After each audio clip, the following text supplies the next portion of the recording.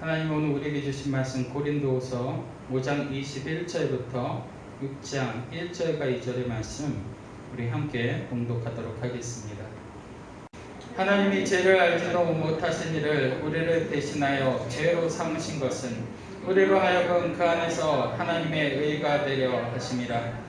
우리가 하나님과 함께 일하는 자로서 너희를 권하노니 하나님의 은혜를 헛되이 받지 말라. 이르시되 내가 은혜 베풀 때 너에게 듣고 구원의 날에 너를 도왔다 하셨으니 보라 지금은 은혜 받을 만한 때요 보라 지금은 구원의 날이로다. 아멘. 저는 오늘 하나님의 은혜를 헛되이 받지 말고 그 은혜를 누립시다. 하나님 주신 본문으로 하나님 말씀 증거하도록 하겠습니다. 고린도전서를 간통하는 열쇠가 있다면 그것은 사랑입니다. 성경에서 사랑장이라 불리우는 장도 바로 고린도전서 13장에 있죠. 왜 바울이 유독 고린도 교회에 보내는 편지에 이 사랑을 강조했을까요? 고린도 교회는 너무나 문제가 많은 교회였어요. 오늘날 좋아하시고 즐겨 들으시는 목사님들의 설교 있으시죠? 그래서 인터넷에서 여러분 찾아 들으시잖아요. 저도 있어요. 나쁜 거 아니에요. 자주 들으세요. 은혜 많이 받으세요. 제가 삐져서 이 말씀 드리는 거 아니에요. 여러분이 좋아하시는 목사님 설교 말씀 많이 들으시고 나누시고 그런 거 좋아요. 그런데 한 가지는 조심하셔야 돼요. 내가 좋아하는 목사님을 존경하는 건 좋지만 그 목사님이 여러분의 우상이 되시면 안 돼요.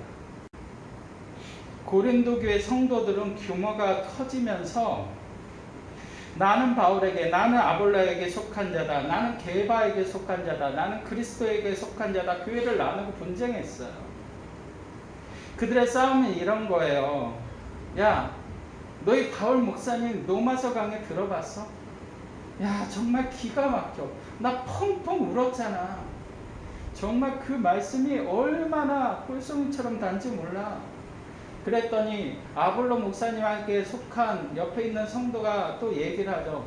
야, 너 얼마 전에 들어보니까 바울 목사님 설교할 때 3층에서 유독을 한 청년이 떨어져 죽었다며. 얼마나 설교가 지루했으면 듣다가 떨어져 죽는 일이 벌어지냐. 아볼로 목사님은 알렉산드리아 출신의 정말 뛰어난 설교가시고 정말 그 강의 설교 한번 들어보면 놀라게 될 거야. 그분의 인품도 뛰어나셔. 언변도 얼마나 자상하고 최고야 최고. 아볼로 목사님의 설교가 최고야. 그랬더니 게바 베드로 목사님에게 속한 성도 한 분이 이렇게 또 얘기를 하죠. 야 너희들 결과를 놓고 봐야지. 베드로 목사님 한 번 설교하니까 3,000명이 돌아왔어. 사이즈를 봐. 누구 출신이라는 게 뭐가 중요해. 성령께서 함께 하시는 능력이 나타나야 될 거 아니야. 그렇게 싸우는 거예요. 여러분, 이처럼 어느 순간부터 바울과 아볼로와 게바 베드로가 예수님과 동격이 되어 있는 거예요. 이게 심각한 문제예요. 오늘날 교회 목사님들 중심으로 이 보이지 않는 분파가 존재해요. 교단도 그렇게 나누어진 거예요. 우리 교단이 더 우월하다라는 거예요. 요한 에슬레 목사님의 말씀처럼 천국에 교단이 어디 있어요? 예수님을 온전히 믿는 사람만 그 천국에 있는 것이죠.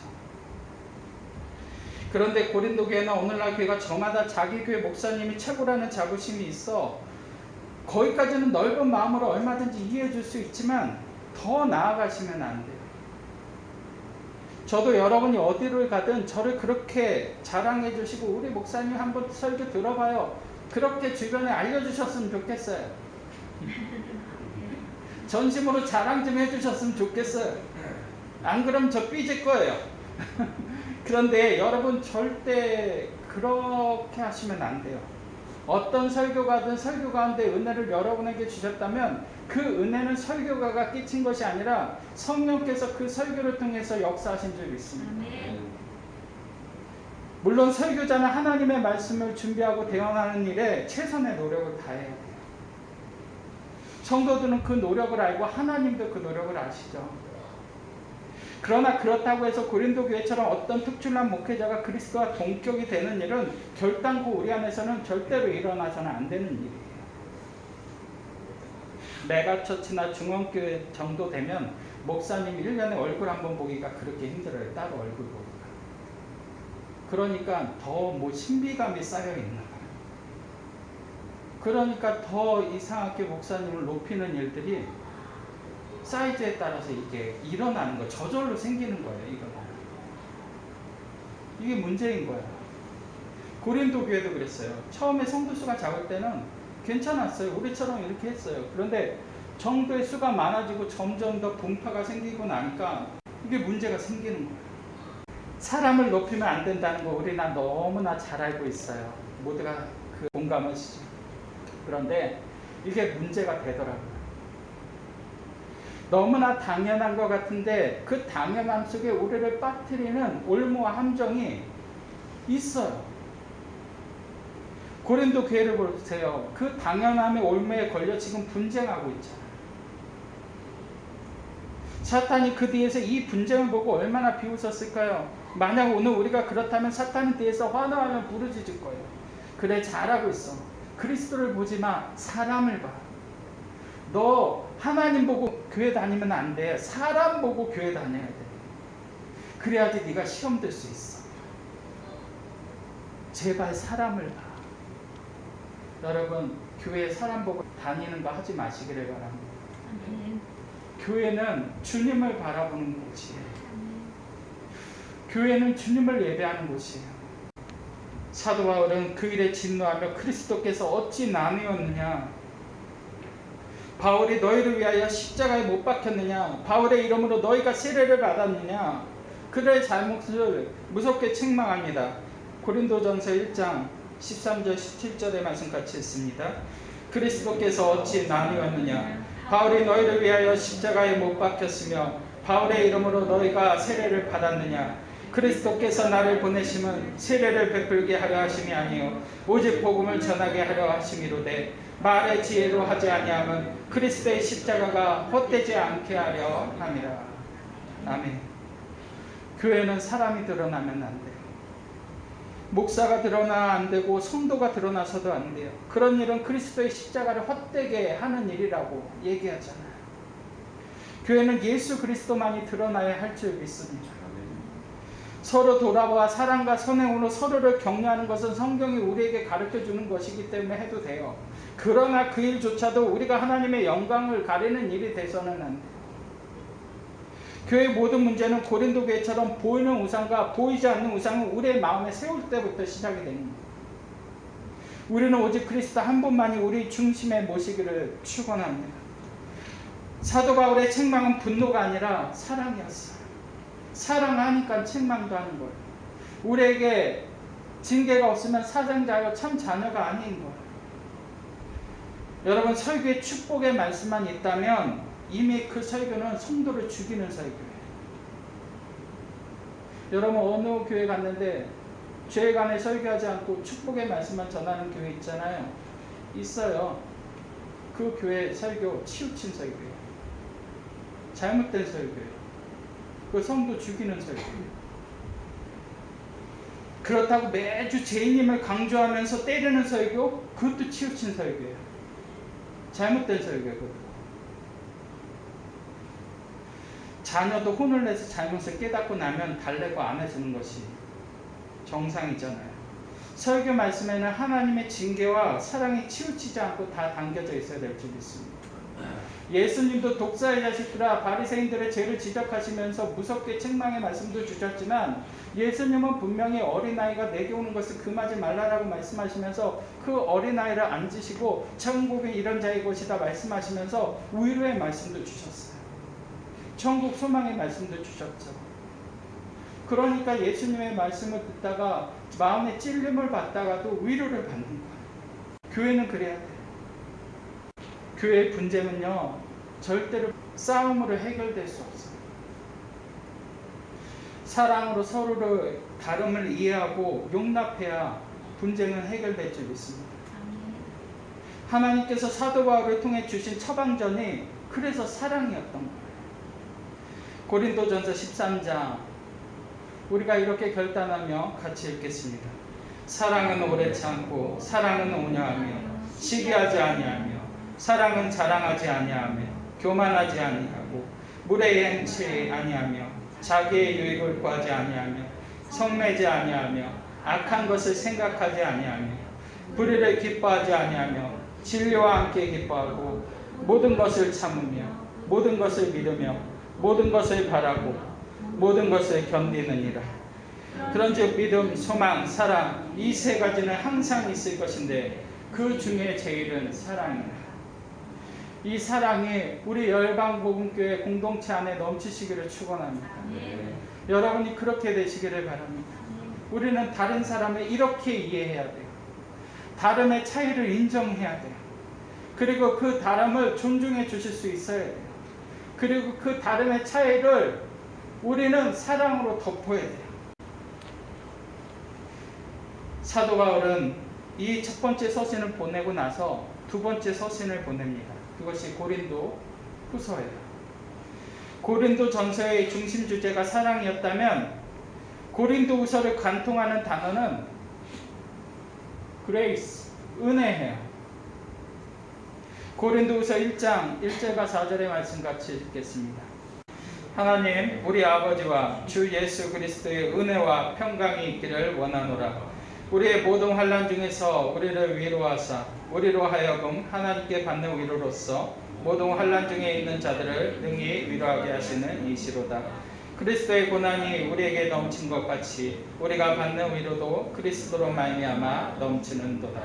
아멘. 고린도 후서를 여는 시작이 모든 환난과 고난 중에 우리를 위로하시는 하나님의 은혜예요. 하나님은 결코 우리에게 고난만 허락하시는 분이 아니세요. 하나님은 목적이 있어 우리에게 그리스도의 고난을 허락하셨다면 그 고난 가운데 위로와 은혜를 넘치도록 부어주시는 분이세요.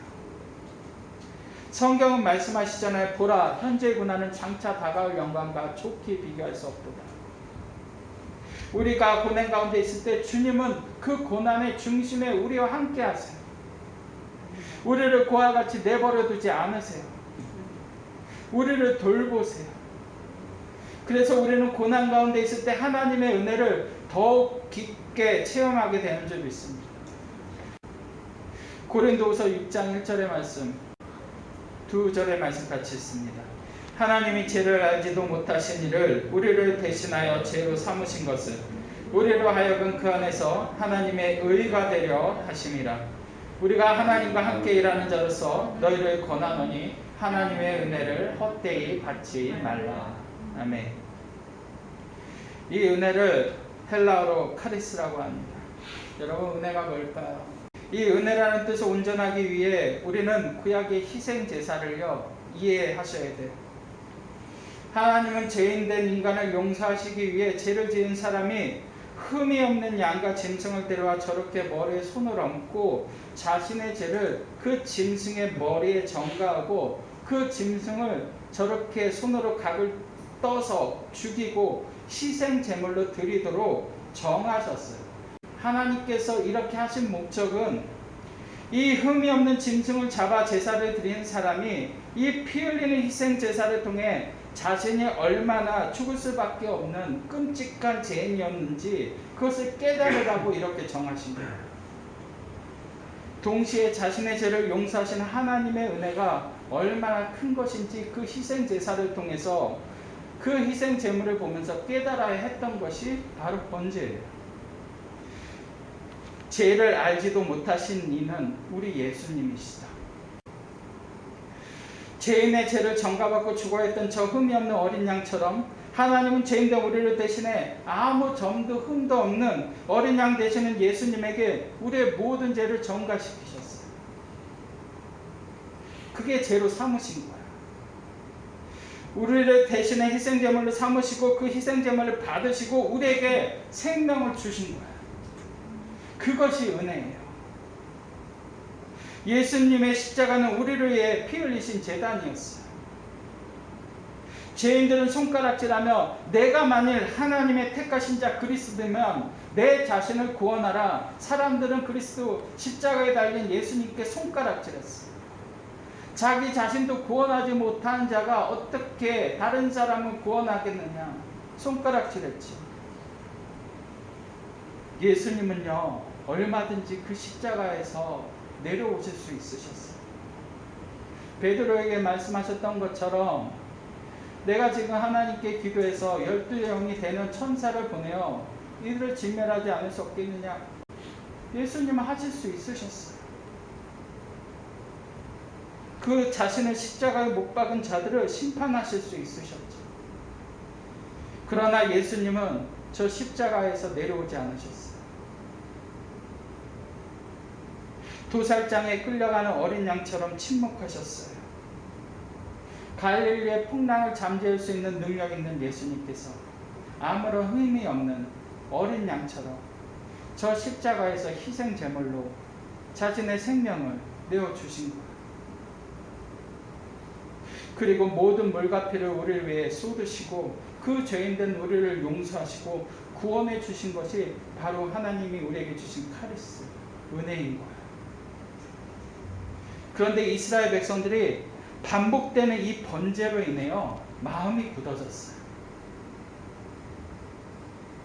희생 제물을 스스로 잡고 그 피를 보면서도 하나님의 용서와 은혜가 와닿지가 않는 거예요. 이거 큰일이죠. 그런데 우리의 예배가 이렇게 될 수 있어요. 정한 저희가 되면 짐승을 가지고 와서 아무런 생각 없이 우상에게 제사를 지내는 것처럼 그렇게 하나님께 의미 없는 제사를 드린 거예요. 그들은 속으로 이것이 의미 없는 행동이라고, 의미 없는 낭비라고 생각했어요. 시간 낭비, 물질 낭비, 이게 뭐 하는 짓이야? 도대체 이해가 안 돼 라고 생각을 한 거예요. 하나님은 그 일에 진노하셔서 이사야 선지자를 통해 말씀하셨습니다. 경계의 말씀으로 받겠습니다. 소를 잡아 드리는 것은 살인함과 다름이 없이 하고 어린 양으로 제사 드리는 것은 개의 목을 꺾음과 다름이 없이 하며 드리는 예물은 돼지의 피와 다름이 없이 하고 분향하는 것은 우상을 찬송함과 다름이 없이 행하는 그들의 자기의 길을 택하며 그들의 마음은 가증한 것을 기뻐한지 나 또한 유혹을 그들에게 택하여 주며 그들이 무서워하는 것을 그들에게 임하게 하리니 이는 내가 불러도 대답하는 자가 없으며 내가 말하여도 그들이 듣지 않고 오직 나의 목전에서 악을 행하며 내가 기뻐하지 아니하는 것을 택하였음이라 하시니라. 그들은 희생제사의 소를 잡으면서도 살인함과 다름이 없이 악하게 행동했어요. 어린 양으로 제사를 드리는 것은 개의 목을 꺾음같이 재미로 한 거예요. 그들이 드리는 예물은 하나님의 입장에서 본다면 부정하다라고 정하신 돼지의 피와 다름이 없다라고 말씀하셨어요. 또 그들이 와서 하나님 앞에 분향하는 것, 즉 예배하는 것은 우상을 찬송하는 것과 다름이 없이 행하고 있대요. 여러분, 우리가 이 은혜를 잃어버리면 우리의 예배도 이렇게 될 수 있어요. 이 은혜를 잃어버린 백성들을 보세요. 그들은 자기의 길을 택한대요. 제사를 드리지만 그것은 형식적으로 드릴 뿐이고 세상에 가서는 하나님 보시기에 가증한 일을 행하며 기뻐하고 즐기는 거예요. 하나님은 이 일에 진노하셔서 유혹을 그들에게 택하여 주신다라고 말씀하셨어요. 이 말씀은 무서운 심판의 말씀이에요.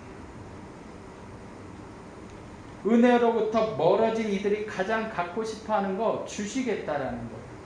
너희들이 그토록 원하는 거 있어? 그래? 그것이 물질이야? 나 너한테 물질 허락해 줄게. 네가 정말 원하는 것이 이성의 유혹이야? 그 유혹을 주시고 그것이 정욕이라면 하나님은 그 정욕을 주셔서 그거를 즐기도록 허락하시겠다라는 거예요. 그런데 하나님은 거기서 끝나지 않으시는 거예요. 그들이 유혹을 즐기고 있을 때 그들이 가장 무서워하는 것을 그들에게 임하게 하시겠다는 거예요. 그들이 택한 것을 즐기게 하시고 그들이 택한 것을 즐기고 있을 때 하나님의 심판을 그들에게 내리시겠다는 것이죠. 이스라엘 백성들이 하나님의 경고의 말씀을 듣고서도 회개치 아니하고 하나님을 제대로 예배하지 않으니까 하나님께서 바벨론을 들어 그 남유다를 치시잖아요. 포로로 끌려가게 하시잖아요. 북이스라엘을 치셨어요.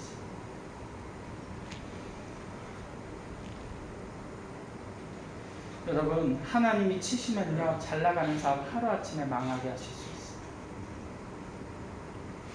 이 속에 유혹에 넘어간 이들이 그것을 드러나게 하시는 거예요. 정욕에 빠진 이들이 결국 그 정욕 가운데 빠져 스스로 멸망하도록 하나님은 들추어내시고 그것을 심판하시는 거예요. 이유가 뭐라고요? 하나님이 불러도 대답하지 않아요. 하나님 말씀하셔도 들은 척도 안 해요. 온 땅을 두루 감찰하시는 하나님의 시선 앞에 하나님 싫어하시는 악을 행하며 하나님 기뻐하지 않는 일을 자꾸만 하기 때문에 하나님께서 그렇게 하시겠다라는 거예요.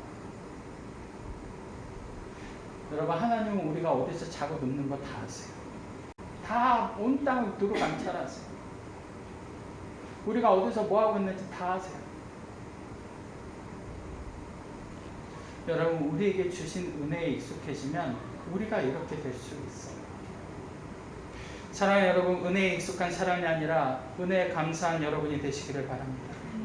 은혜에 맹마른 사람보다 은혜에 목마른 사람이 되시기를 축원합니다.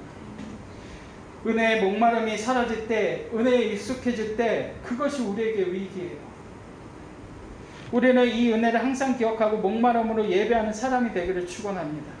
주일에 받은 은혜가 주 중에 우리의 삶이 되어야 돼요. 그것이 우리에게 주신 은혜를 기억하는 가장 확실한 삶이에요. 은혜를 받은 사람이 은혜를 깨닫지 못하잖아요. 그 사람은 범죄하게 돼요. 은혜를 받은 사람이 그 은혜를 망각하게 되잖아요. 사탄이 유혹을 주어 우리를 삼키는 거예요. 건망증이 심한 어느 부부가 주일에 예배를 빠지고요, 산으로 놀러 갔어요. 부인이 갑자기 깜짝 놀라면서 남편을 보고 말해요. 여보, 어떡해? 내 정신 봐. 다리미질하고 전기코드를 그냥 꽂아두고 그냥 왔어. 여보, 집에 불 나면 어떡해? 그랬더니 남편이 걱정하는 아내를 위로하면서 여유있게 웃으며 괜찮아요. 걱정하지 마. 나도 목욕탕에 물 받아 놓고 수도꼭지 안 잠그고 왔어. 여러분, 집에 불이 났을까요? 아니면 홍수가 났을까요? 제가 왜 이 말도 안 되는 별로 웃기지도 않은 농담을 한지 아세요? 우리가 하나님을 예배하는 이 주일에 또 이 예배의 시간도요, 이 예배의 주인 되시는 하나님이 아니라 다른 것을 염려하고 생각할 때가 우리는 종종 있어요. 몸은 여기 있는데 우리의 마음이 산에 가 있는 거예요. 몸은 여기 있는데 우리의 마음이 우리의 사업에 가 있는 거예요. 그러면 하나님의 은혜가요, 느껴지지가 않아요. 이곳에 있어도요, 하나님의 은혜가 체험되어지지 않는 거예요. 여러분, 겨울에 온천에 가셨을 때 바깥에서 그 뜨거운 온천을 바라보고 있으면 몸이 뜨거워지나요? 그렇지 않아요. 오히려 더 추워지는 거죠. 그 온천물에 들어갈 때 우리는 그 온천이 주는 따뜻함과 그 뜨거움과 그 열기를 느낄 수가 있는 거잖아요. 예배가 바로 그래요. 구경하면요, 절대로 그 뜨거운 온기는요, 경험되어질 수 없어요. 아까 말씀드렸죠. 왜 이 앞에 나와 있는 분들이, 찬양하는 분들이 은혜 받는지 아세요? 이곳에서 하나님을 뜨겁게 찬양하니까 은혜 받는 거예요. 그러니까 여러분, 그 은혜의 자리를 마다하지 마세요. 축복의 자리를. 여러분, 이 예배에 오셨다면 이 예배에 푹 잠겨 하나님을 예배할 때 하나님 주신 뜨거운 은혜 속에 우리가 잠기게 될 줄 믿습니다. 그럼 체험되어지는 거예요. 아, 정말 살아계신 하나님이 우리 안에서 역사하시는 거예요. 이스라엘의 찬송 가운데 우리를 만지시는 거예요. 경험되는 것이죠. 또 우리가 하나님을 아무리 예배한다고 하더라도 하나님이 우리에게 주신 이 구원의 용서와 은혜를 깨닫지 못하면 우리의 마음은 예배를 드려도요, 냉랭한 거예요. 잃어버린 삶의 조각들의 저자 레이첼 분은 어린 나이에 안타깝게도 성폭행을 당했어요. 성폭행을 당한 것도 끔찍한데 18살의 어린 나이에 임신까지 하게 된 거예요. 기억하기조차 싫은 그 가해자의 딸을 가진 미혼모가 된 거죠. 얼마나 그 뱃속의 자녀가 미웠겠어요. 낙태도 생각했지만 믿음의 가장에서 자란 이 레이첼은 차마 낙태는 할 수 없었어요. 생명을 죽일 수 없었던 거예요. 그리고 딸을 낳자마자 그 낳은 딸을 보육기관에 맡겼어요. 그리고 오랜 신앙적 갈등 가운데 신학교에 들어가 말씀을 전하는 주의 종이 돼요. 처음에 그 일을 당했을 때 이분은 되게 신실하게 교회 그리고 정말 정결하게 예배의 자리를 지켰던 그런 소녀였어요. 그런데 자신에게 왜 이런 일이 일어났는지, 그 일을 허락하셨는지 하나님을 이해할 수가 없었던 거예요. 그래서 하나님을 찾고 또 찾게 되다가 결국은 주의 종이 된 거예요. 그 갈등의 끝에서 신학을 공부하고 하나님께 두 손을 들고 항복하고 주의 종이 된 거예요. 릴체 목사님 목회를 하면서 자신과 같은 상처를 받은 사람들을, 수많은 사람들을 위로했어요. 격려해 주었어요. 그들의 상처를 만지고 세워주었어요. 그런데 참 이상해요. 릴체 목사님 안에 마음은 계속해서 냉랭한 거예요. 말씀을 전하고 내려와도 냉랭한 거예요. 그렇게 26년이라는 시간이 지나고 나서 주일에 예배를 마치고 나서 리첼 목사님이 까마득하게 잊고 있었던 딸의 전화를 받은 거예요. 친딸의 전화. 리첼 목사님의 딸은 자신을 입양한 양부모로부터 자신이 성폭행을 당해 불행한 아이로 태어나 보육원에 입양되었다는 사실을 전해 들었다라고 조심스럽게 말하면서 엄마의 얼굴을 내가 지금 볼 수 없지만 자신이 지금 좋은 양부모를 만나서 잘 지내고 있고 좋은 남편을 만나서 잘 지내고 있고 하나님께서 좋은 딸을 주셔서 아름다운 가정 꾸리고 있다고 그 소식을 전해주려고 전화했다라고 말을 하는 거예요. 그런데 리첼 목사님 안에 마음이 전혀 기쁘지가 않았어요. 26년 전 자신에게 일어났던 그 끔찍한 사건이 바로 오늘 자신에게 또 일어난 것처럼 온몸이 그냥 문볼이 진짜 치가 떨리도록 분노가 일어나는 거예요. 그때 수학이 너머에서 딸이 울먹거리며 엄마에게 얘기를 합니다. 엄마, 그때 나를 낙태시키지 않고 낳아주셔서 감사해요. 예수님은 이렇게 불행하게 태어난 나를 구원해주시고 너무나 소중한 남편과 예쁜 딸까지 선물로 주셨어요. 네이첼 목사님의 딸은 그런 예수님의 은혜를 생각할 때마다 자신은 너무나 감사하다며 자신이 전화한 이유는 내가 믿는 예수님을 엄마도 믿고 구원받았으면 좋겠다라고 그 복음을 전하려고 전화를 한 거예요. 이 딸은요, 자신의 엄마가 목사가 된지도 몰랐어요.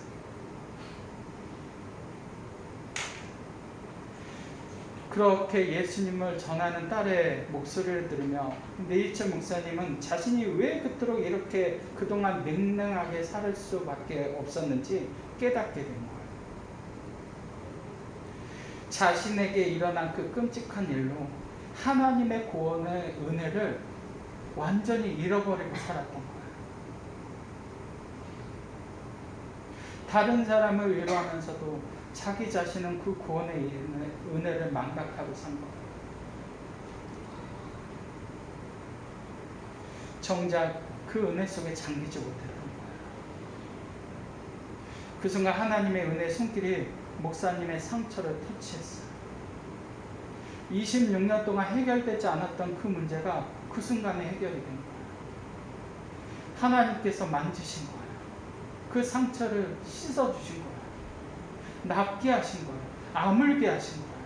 그리고 그 상처난 마음에 은혜의 연고를 발라주신 거예요.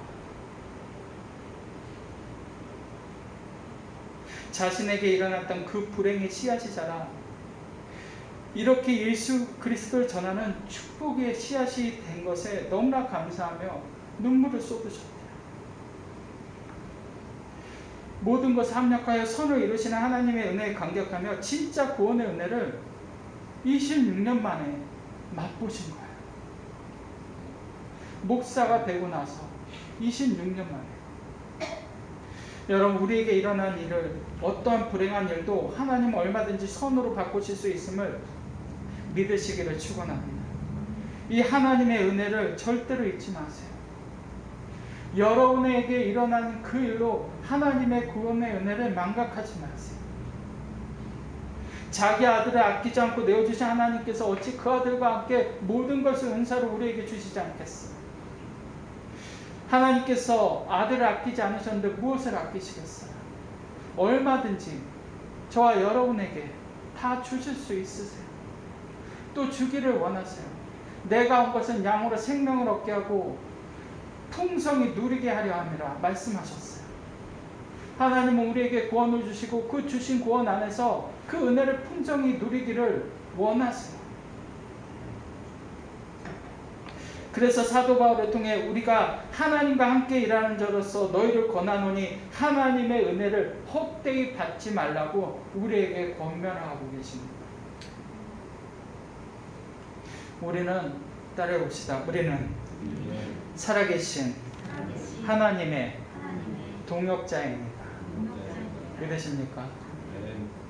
여러분, 우리 같은 죄인을 하나님께서 의롭다 칭하시고 하나님의 동역자 삼아주셨어요. 이것이 얼마나 영광스러운 축복된 일이에요. 하나님이 우리가 없으시면 일 못하실까요? 여러분, 우리가 찬양하지 않으면 하나님은 돌들을 들어서라도 얼마든지 찬양할 수 있게 하실 수 있다라고 말씀하셨어요. 하나님 그런 능력을 가지신 분이세요. 얼마든지 하실 수 있으세요. 그런데 왜 우리를 하나님의 동역자 삼으셨어요?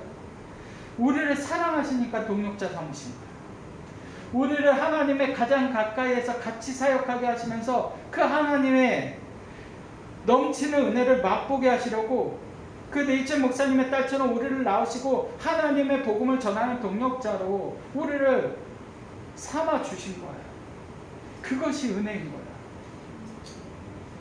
이것이 얼마나 큰 은혜인지 몰라요. 우리가 구원받은 것뿐만 아니라 우리가 구원받은 그 복음을 다른 사람에게 전할 수 있는 이것은요, 하나님이 우리에게 주신 특권이에요. 딸의 입장에서 생각해보면 불미스러운 일로 태어난 자신이었지만 태어나자마자 자신을 내버린 엄마가 얼마나 미웠겠어요. 자라면서 얼마나 큰 상처였겠어요. 두 상처를 안고 살아갔을 거 아닙니까? 불미스러운 일로 태어나고 엄마가 나를 버렸고.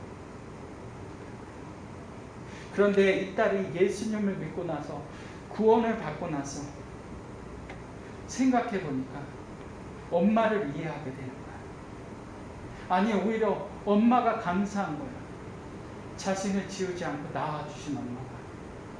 그리고 그 엄마에게 그 마음을 부어주신 하나님의 은혜가 너무 감사합니다.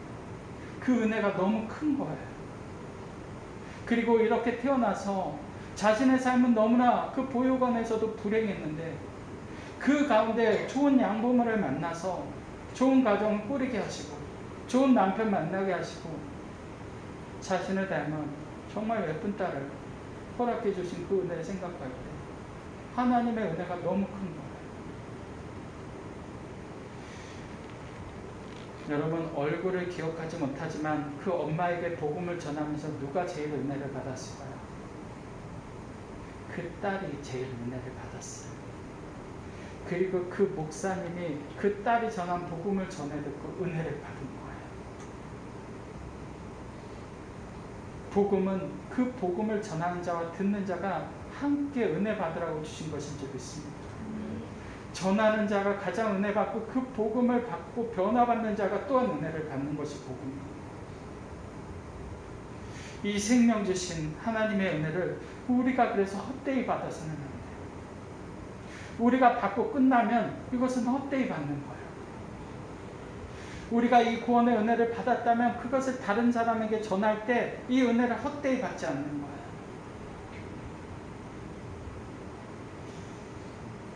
우리가 받은 이 복음을 나아가 전할 때 우리 안에 이 하나님의 은혜와 기쁨이 니체 목사님의 딸처럼 우리 안에 넘치는 것이죠.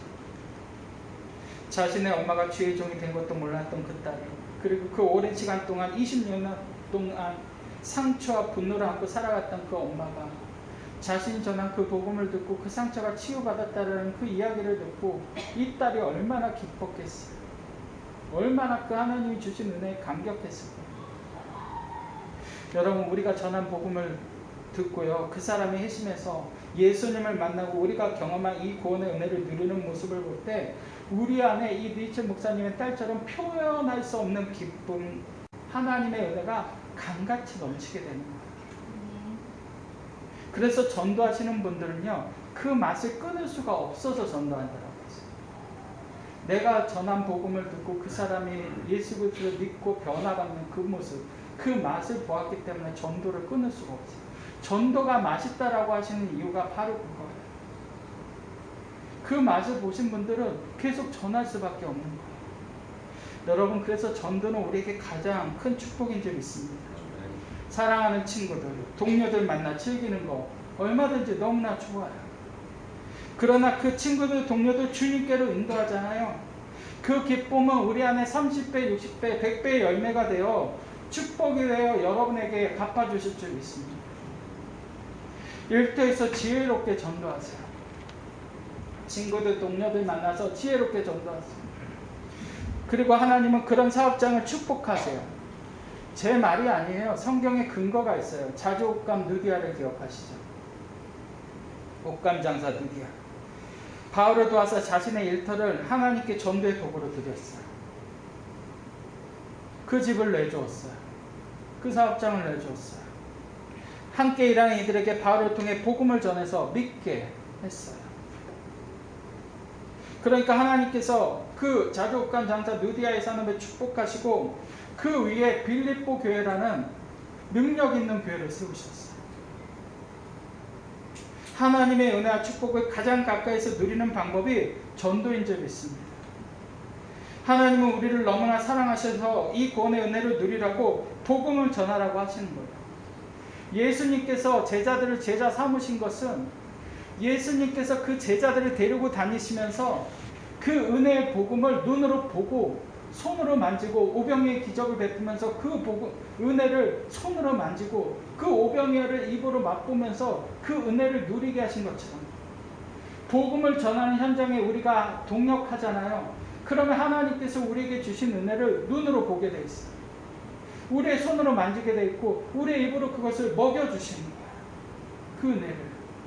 이것을 하려고 우리를 하나님의 동역자 삼으신 것이죠. 고린도서 6장 1절과 2절의 말씀 같이 했습니다. 우리가 하나님과 함께 일하는 자로서 너희를 권하노니 하나님의 은혜를 헛되이 받지 말라. 이르시되 내가 은혜 베풀 때 너에게 듣고 구원의 날에 너를 도왔다 하셨으니 보라 지금은 은혜 받을 만한 때요 보라 지금은 구원의 날이다. 여기서 듣고라는 말이 헬라어로 에파코라고 하는데요. 이 말은 listen to, hearken to, 경청하다, 귀를 기울이다라는 뜻을 가진 말이에요. 왜 이 말이 중요하냐면 하나님께서 애굽의 신음소리를 듣고 모세를 통해 그들을 구원하신 것처럼 죄와 사망의 땅에서 신음하고 있는 우리의 신음소리를 들으시고 귀를 기울이시고 구원의 은혜를 우리에게 복음으로 베풀어 주신 거예요. 만약 하나님이 죄인된 우리의 신음소리를 외면하셨잖아요. 저와 여러분은 이 자리에 앉아있습니다. 또 돕다라는 말이 헬라어로 보에데오라고 하는데 이 말은 도움이 필요한 자에게 서둘러 가서 그 돕는 것을 얘기해요. 마가복음에 보면 귀신 들린 아이의 아버지가 나와서 예수님께 나와 얘기합니다. 무엇을 하실 수 있거든 우리를 도와주옵소서. 간절히 간청을 하죠. 그때 예수님께서 지체하지 아니하시고 그 아이와 귀신 들린 아이에게 가셔서 할 수 있거든이 무슨 말이냐, 믿는 자에겐 능치 못함이 없느니라 말씀하시면서 그 귀신을 더러운 귀신아 꾸짖으시며 내어 쫓으시고 다시는 아이에게 들어가지 말라라고 선포하세요. 주님께서는 우리를 구원하시고 고치시고 지키시는 분이라는 걸 믿으시기를 바랍니다. 그분은 우리를 구원하시고 끝나시는 분이 아니라 우리를 고치시는 거예요. 잘못된 것이 있으면 오늘 또 고치세요. 그리고 오늘 또 새롭게 하세요. 그리고 우리를 또 지켜나가시는 분이 바로 우리 주 예수 그리스도이세요. 우리는 이 구원의 은혜 안에 날마다 있는 거예요. 2절 말씀에 지금 바로 우리가 이 은혜를 받을 만한데요. 지금의 구원의 날이라고 하셨어요. 여러분 이 지금이요. now, 현재를 얘기하는 거예요. 2000년 전 고린도 성도들에게 주신 말씀이기도 하지만 오늘 이 말씀은 now, 오늘 우리에게 주신 말씀이에요. 바로 지금이 우리가 이 하나님의 은혜를 누려야 될 때라는 거예요. 이 코로나로 인해 모든 것이 주춤하는 이 시기, 어제 보니까 또 확진자의 수가 막 3자릿수로 확 뛰었더라고요. 바로 이 시기가 하나님의 구원의 은혜를 전하면서 우리가 맛볼 그 시기라는 거예요. 어떻게 누려요? 하나님의 구원의 은혜를 전심으로 찬양하면 누려요. 어떻게 누려요? 하나님의 복음을 전하면서 우리가 누리는 거예요. 하나님의 은혜는 구경하면 느껴지지 않아요. 하나님의 은혜는 참여할 때 느껴지는 줄이 있습니다. 그래서 오늘 초청하신 거예요. 이 복음을 맛보라고. 이 구원의 은혜를 맛보라고. 거기서 맛보지 말고 이 자리에서 맛보라고 초청하신 거예요. 여기서만 맛보고 끝나지 말고 나아가 전하면서 맛보라고 말씀하신 거예요. 누가 제일 크게 느낀다고요? 리처 목사님의 딸처럼 나를 구원하신 이 십자가의 은혜의 복음을 감격해서 전하는 사람이 가장 가까이서 맛보게 돼 있어요. 마지막으로 축복의 말씀을 드리며 말씀 마치도록 하겠습니다. 고린도후서 이어지는 본문이거든요. 6장 9절과 10절의 말씀 같이 읽겠습니다. 무명한 자 같으나 유명한 자요, 죽은 자 같으나 보라 우리가 살아있고, 징계를 받는 자 같으나 죽임을 당하지 아니하고, 근심하는 자 같으나 항상 기뻐하고, 가난한 자 같으나 많은 사람을 부요하게 하고, 아무것도 없는 자 같으나 모든 것을 받은 자로다. 아멘. 저는 오늘 이 말씀이 이 복음을 전하는 일에 함께 동역하는 우리 모두에게 주신 축복의 말씀이 되길 축원합니다. 우리가 복음을 전하는 일에 힘쓰면 근심하는 것 같지만 항상 기뻐할 수 있는 일을 주신다는 거예요. 우리가 복음을 전하는 일에 우리가 나누잖아요. 가난한 자 같으나 많은 사람을 부유하게 하시겠다라는 거예요. 우리가 복음을 전하는 일에 함께 동참하잖아요. 그러면 아무것도 없는 자 같으나 모든 것을 가진 자처럼 후원해 주시겠다라는 거예요. 여러분 그렇게 되시기를 바랍니다. 이 교회가 그렇게 되고 여러분의 산업이, 여러분의 가정이, 여러분의 일터가, 여러분의 지위가 그렇게 되기를 바랍니다. 우리는 이미 이것을 경험하고 있어요. 우리 교회에 하나님께서 이 말씀으로 지켜나가시고 계세요. 이 열방복음교회가, 그리고 이 말씀을 드리는 여러분의 후원자가 하나님 되신다는 걸 믿으시기를 바랍니다. 오늘부터 우리에게 주신 이 하나님의 은혜를 헛되이 받지 마시고 우리에게 주신 이 생명의 복음을 전하며 이 하나님의 축복과 은혜를 누리는 우리 모두가 되기를 예수님의 이름으로 축원합니다. 우리 함께 찬양하겠습니다. 몇 번 들어보신 분도 계시고 처음 들어보시는 분들도 계시지만 이 찬양의 가사 가운데 우리의 마음을 녹였으면 좋겠습니다. 우리 일어나서 함께 찬양하도록 하겠습니다.